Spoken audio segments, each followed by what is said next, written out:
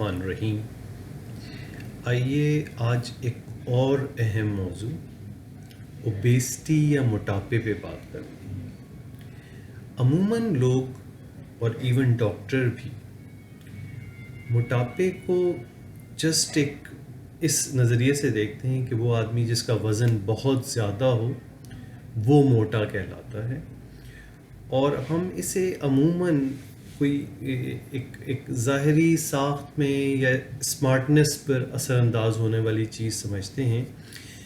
نہ ہم خود اور نہ ہی ہمارے ڈاکٹر ہمارے اندر اس بات کی پیمائش کرتے ہیں ہر مریض میں کہ اس میں موٹاپا ہے یا نہیں ہے.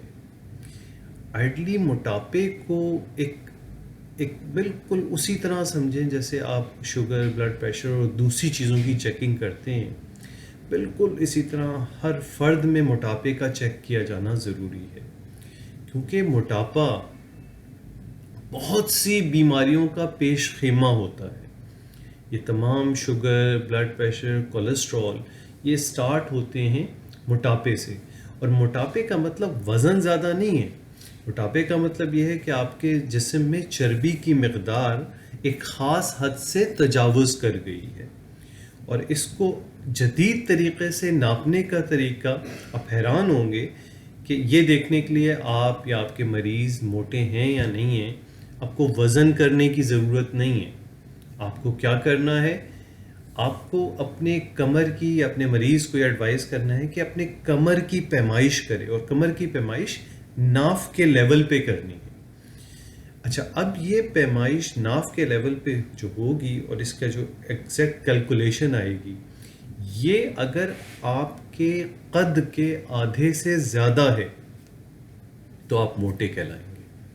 یعنی ایک 6 فٹ کے آدمی کی اگر کمر ناف کے لیول پہ ناپی جائے اور یہ کمر تقریباً 3 فٹ سے زیادہ بن رہی ہے، یعنی 36 انچ سے زیادہ بن رہی ہے، تو سمجھ لیں کہ ارسپیکٹو کہ اس آدمی کا ویٹ کتنا ہے وہ موٹے لوگوں کی کیٹیگری میں آئے گا، اور اس کو اپنی کمر کو واپس 36 انچ سے کم کرنا ہے. سملرلی 5 فٹ کے آدمی کی اگر آپ کمر لے لیں تو یہ کمر کی پیمائش 30 انچ سے زیادہ نہیں ہونی چاہیے، کیونکہ 60 انچ آپ کی ہائٹ ہے تو 2.5 فٹ لامحالہ آپ کی کمر کی پیمائش ہونی چاہیے.